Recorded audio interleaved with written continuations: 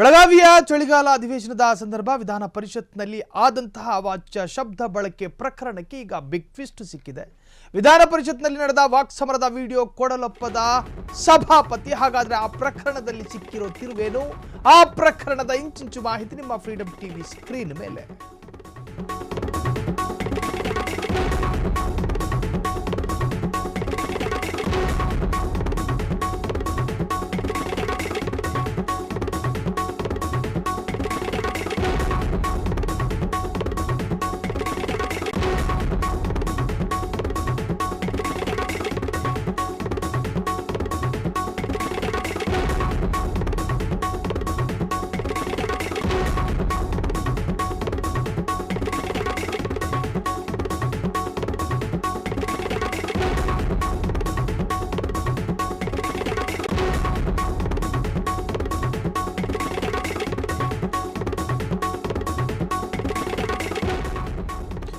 ಕಳೆದ ಚಳಿಗಾಲದ ಅಧಿವೇಶನದ ಸಂದರ್ಭ ಬೆಳಗಾವಿ ಸುವರ್ಣ ಸೌಧದ ಮುಂಭಾಗ ಬಹುದೊಡ್ಡ ಪೊಲಿಟಿಕಲ್ ಹೈಡ್ರಾಮಕ್ಕೆ ಸಾಕ್ಷಿಯಾಗಿತ್ತು.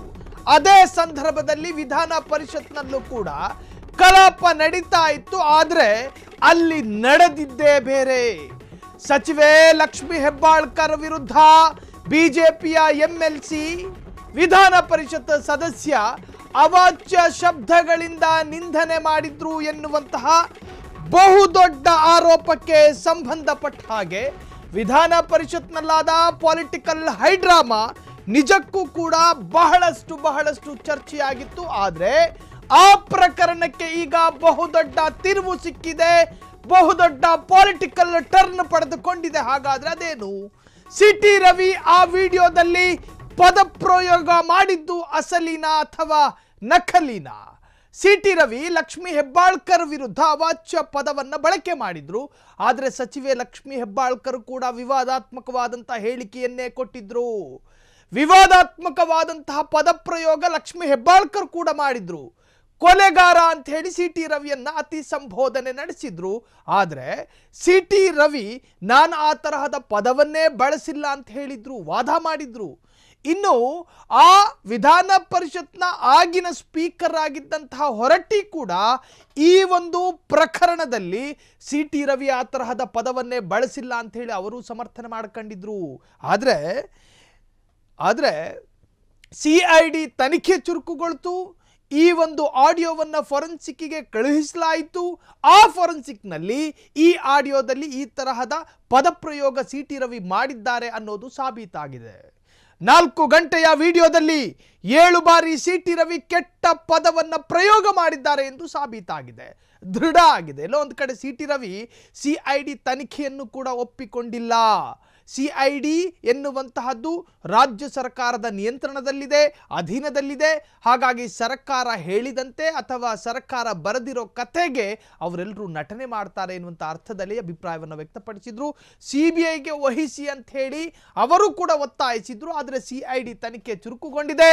ಸಿಟಿ ರವಿ ಹೇಳಿರ್ತಕ್ಕಂತಹ ಮಾತು ಮತ್ತು ಅವರು ಬಳಸಿರುವಂತಹ ಪದ ಈಗ ದೃಢ ಆಗಿದೆ. ಅಶ್ಲೀಲ ಪದ ಅದರಲ್ಲಿ ಉಲ್ಲೇಖ ಇತ್ತು ಎಂದು ಹೇಳಲಾಗ್ತಾ ಇದೆ. ಆದರೆ ಈವರೆಗೂ ಸಿಟಿ ರವಿ ಅದನ್ನ ಒಪ್ಪಿಕೊಂಡಿಲ್ಲ. ತಪ್ಪೊಪ್ಪಿಕೊಳ್ಳದ ಸಿಟಿ ರವಿ ಅಸಲಿ ವಿಡಿಯೋವನ್ನು ಕೊಡಲೊಪ್ಪದ ಸಭಾಪತಿ. ಒಟ್ಟಾರೆ ಈ ಒಂದು ಪ್ರಕರಣದಲ್ಲಿ ಈಗ ಬಿಗ್ ಟ್ವಿಸ್ಟ್ ಎದುರಾಗಿರುವಂತಹದ್ದು. ಹಾಗಾದ್ರೆ ಸಿಟಿ ರವಿಗೆ ಬಂಧನದ ಭೀತಿ ಎದುರಾಗಿದೆಯಾ? ಅವಾಚ್ಯ ಶಬ್ದ ಬಳಸಿರುವುದು ತನಿಖೆಯಲ್ಲಿ ದೃಢ ಆಗಿದೆ. ಈವರೆಗೂ ತಪ್ಪು ಒಪ್ಪಿಕೊಳ್ಳದ ಸಿಟಿ ರವಿ ಅಂದ್ರೆ ಬಿಜೆಪಿಯ ಎಂಎಲ್ಸಿ ಸಿಟಿ ರವಿ ವಿಧಾನ ಪರಿಷತ್ ಸದಸ್ಯ. ಸಿಟಿ ರವಿಗೆ ಕೋರ್ಟ್ನಿಂದ ಬಿಗ್ ಶಾಕ್.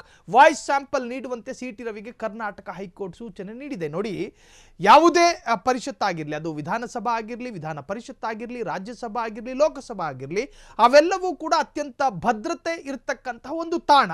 ಹಾಗಾಗಿ ಪೊಲೀಸರು ಏನಾದರೂ ವಿಡಿಯೋ ಕೇಳಿದ್ರೆ ಒಂದು ಪರಿಷತ್ ಕೊಡಲ್ಲ ಅಂದರೆ ಅದನ್ನು ಒತ್ತಾಯಪೂರ್ವಕವಾಗಿ ತೆಗೆದುಕೊಳ್ಳುವ ಹಕ್ಕು ಪೊಲೀಸರಿಗಿರೋದಿಲ್ಲ. ನ್ಯಾಯಾಲಯಕ್ಕೆ ಮಾತ್ರ ಆ ಹಕ್ಕಿರುತ್ತೆ. ಈಗ ವಿಧಾನ ಪರಿಷತ್ ಆ ಅಸಲಿ ವಿಡಿಯೋವನ್ನು ಸಿಐಡಿಗೆ ಕೊಡಲ್ಲ ಅಂತ ಹೇಳಿತ್ತು. ಆದರೆ ಸಿಐಡಿ ನ್ಯಾಯಾಂಗ ವ್ಯವಸ್ಥೆಯ ಮುಖಾಂತರವಾಗಿ ಈಗ ಕೇಳಿರುವಂತಹದ್ದು. ನ್ಯಾಯಾಲಯ ಈಗ ಕೊಡೋದಕ್ಕೆ ಸೂಚನೆ ಕೊಟ್ಟಿದೆ. ಈಗ ಅವರು ತಪ್ಪಿಸಿಕೊಳ್ಳೋದಕ್ಕೆ ಅವಕಾಶ ಇಲ್ಲ.